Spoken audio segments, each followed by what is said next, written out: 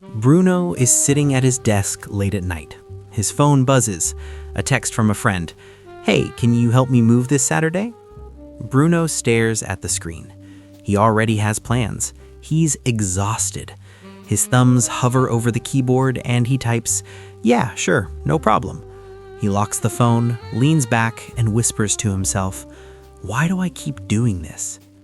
If that scene feels familiar, stay here. Because today we're going to talk about why you can't say no. And it's not because you're kind. It might be the opposite.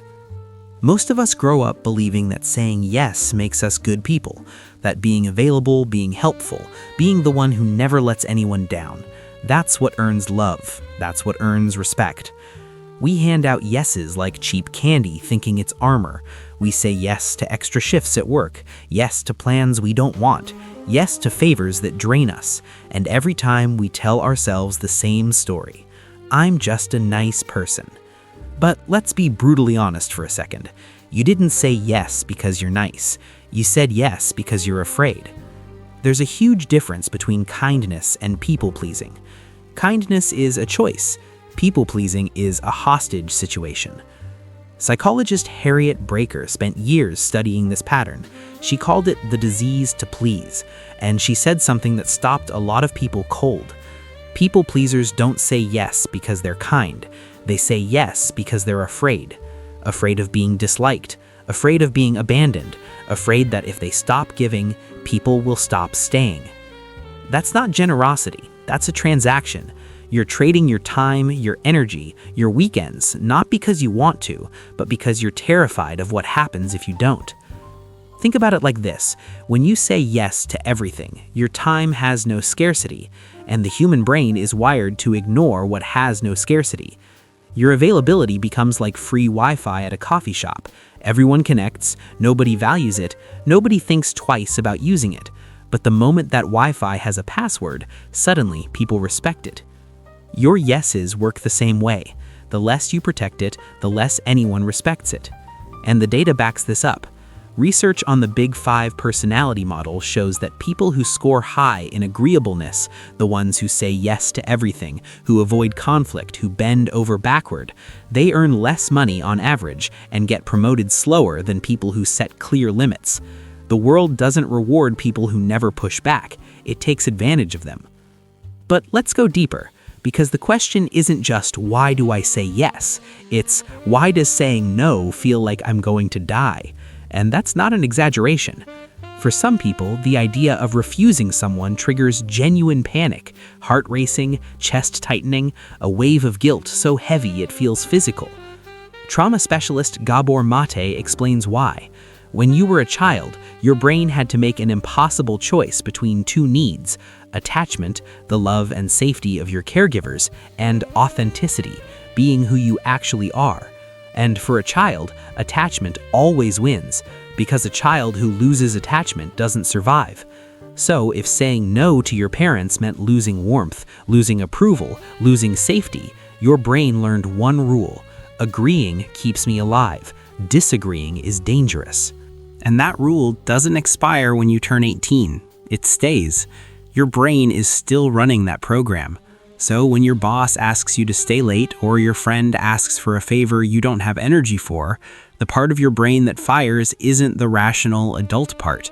It's the 7-year-old who learned that disobedience means abandonment.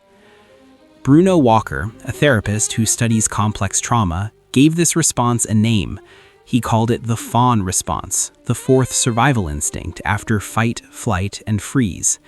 Fawning means I will survive this threat by making it happy, not by running, not by fighting, by pleasing. So when you say yes and you don't want to, that's not weakness. That's your nervous system doing exactly what it was trained to do. Now here's the cognitive trap that keeps the cycle spinning. When someone asks you for something, your brain runs a quick calculation. Option A, say no, feel guilty for 5 minutes. Option B, say yes, avoid the guilt entirely.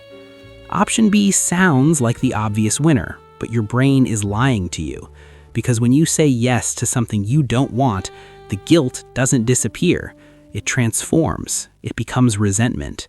You spend the rest of the week dreading Saturday. You cancel your own plans. You show up at your friend's apartment carrying boxes and smiling on the outside, while inside you're furious. Not at them, at yourself. 5 minutes of discomfort from saying no, or 50 hours of slow-burning resentment from saying yes. That's not a smart investment. That's the worst deal your brain has ever made. And here's what makes it worse. The people who keep asking you for things, they're not asking because you're special. They're asking because you're easy. This isn't cruelty, it's human nature. The brain conserves energy by choosing the path of least resistance. If your coworker needs someone to cover a shift, they don't call the person who might say no, they call the person who never does. You. You're not their first choice because you're the best, you're their first choice because you're the safest bet. Bruno recognized himself in every single one of these patterns. The automatic yes, the buried resentment, the exhaustion that never made sense because technically he wasn't doing anything wrong. But knowing the problem isn't enough, so Bruno tried something different. The first thing Bruno learned was the 24-hour buffer. People who can't say no almost always collapse under the pressure of the moment. Someone asks face-to-face, the tension builds, and before you can think, the word sure is already out of your mouth. So Bruno memorized one sentence: "Let me check my calendar and get back to you." That's it. No explanation, no apology, just a pause. And here's why it works. Saying no in person is 10 times harder than saying no over text. The moment you create physical distance between the request and your answer, the pressure drops. You can think clearly, you can check your actual energy level, and if the answer is no, you can type it calmly from the safety of your own space. Bruno used this exact line when his coworker asked him to cover a weekend shift. He felt that familiar panic hit, but instead of saying yes, he said, "Let me check and get back to you." 12 hours later, he texted, "I can't make it work this time, but I hope you find someone." The world didn't end. His coworker said, "No worries." That was it. The second thing Bruno tried was the personal policy. Saying "I don't want to" feels selfish. It puts the blame on you. But saying "I have a rule about that" shifts the frame entirely. I don't check work emails on weekends. It's a rule I set for myself. Wednesday evenings are family time for me, no exceptions. I don't lend money to friends, not because I don't care, but because I've seen it ruin relationships. When you frame your no as a policy, people don't see you as selfish, they see you as disciplined. And nobody argues with someone else's personal rules the way they'd argue with a personal preference. Pip had been drowning in weekend work requests.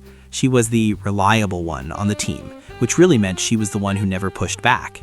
So she created one policy: I don't take work calls after 6 p.m.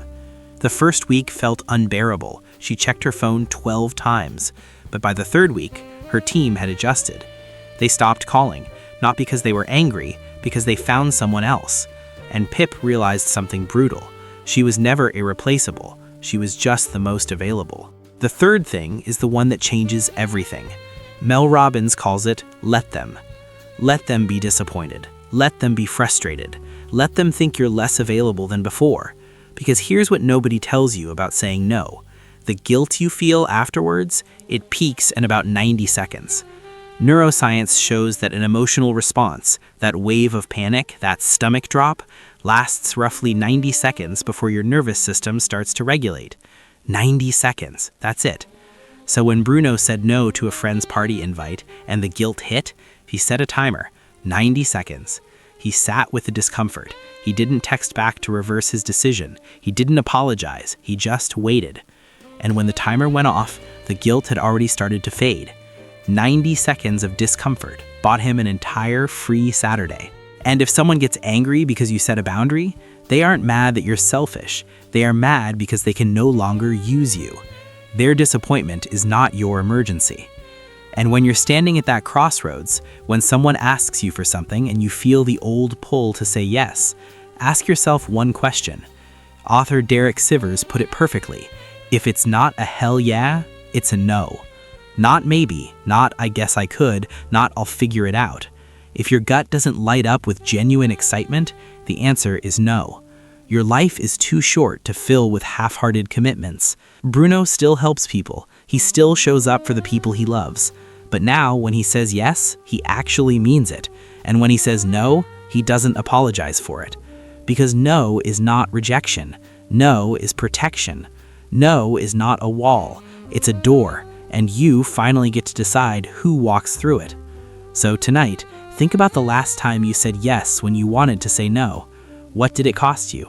And what would it feel like to get that back? Sources are in the description.